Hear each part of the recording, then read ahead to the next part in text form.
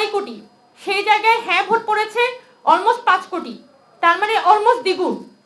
সেই দ্বিগুণেরও বেশি যখন হ্যাঁ ভোটের মধ্য দিয়ে আমাদের জুলাই সনদ গণভোটে পাশ হয়ে এসেছে, সেই গণভোটকে কোনোভাবে যদি এখানে বাইপাস করার চেষ্টা করা হয়, তাহলে সামনের দিনে এখানে বাংলাদেশ বিরোধী যে শক্তিগুলা, যারা বাংলাদেশকে নানানভাবে আনস্টেবল করে রাখতে চায়, গত 1.5 বছরে আমরা দেখেছি যে অরাজনৈতিক শক্তি, যারা রাজনীতিতে যাদের কোনো অংশগ্রহণ নাই, যারা কোনো পলিটিক্যাল পার্টির অংশ না, কিন্তু বাংলাদেশকে প্রতি মুহূর্তে অস্থিতিশীল রেখে তারা ব্যক্তিগত মুনাফা তারা আদায় করে নিত, সেই গোষ্ঠীগুলো কিন্তু ফ্যাসিলিটেটেড হয়েছে।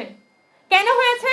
এই সংস্কারের কথা বলে, যে বিএনপি সংস্কার চায় না, গণতন্ত্রপন্থী দলগুলো সংস্কার চায় না, এবং সংস্কার চাইলে, এবং সংস্কার কারা চায়? যারা দেশটাকে নানানভাবে আনস্টেবল করতে চায়। এই ফর্মে একটা ন্যারেটিভ আসলে দেশের মধ্যে ছড়ানো হয়েছে। এখান থেকে মুক্তি পাওয়ার জন্য আমাদের এই জুলাই সনদ আমাদের দেশের যে একটা কাঙ্ক্ষিত সংস্কার, আমাদের এই যে প্রত্যেকটা ইনস্টিটিউশনাল রিফরমেশন, সেই রিফরমেশনের পথেই আসলে বাংলাদেশকে হাঁটতে হবে। এবং আমাদের বিদ্যমান যে রাজনৈতিক দলগুলো যারা ক্ষমতায় আছে বা যারা বিরোধী পক্ষে আছে, তারা যত দ্রুত বুঝতে পারবে যে বাংলাদেশের বর্তমান সংকট উত্তরণের একটাই উপায় সংস্কার এবং জুলাই সনদের বাস্তবায়ন, যত দ্রুত বুঝতে পারবে আমরা তত বেশি আসলে একটা sustainable economy plus sustainable political সিস্টেমের দিকে যেতে পারবো।